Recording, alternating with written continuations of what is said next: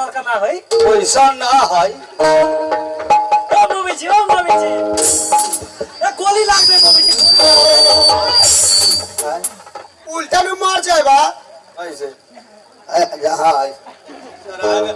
ऐसा ही हो जाता है। चल चल थाना में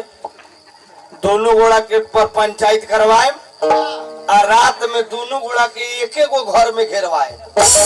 ना एगो घर में घेरवाए तो यही साला का फायदा हो जाए। थाना में चल ओ मम्मी जी थाना में मत ले जाए सुन नहीं